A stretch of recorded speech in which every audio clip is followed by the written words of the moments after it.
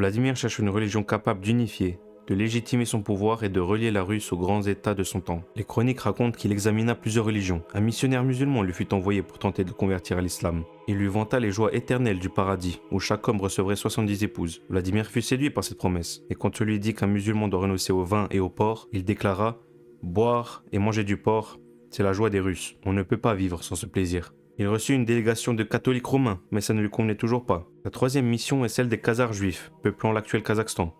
Vladimir chercha à connaître les raisons pour lesquelles les Juifs avaient perdu Jérusalem. « Dieu s'irrita contre nos ancêtres !»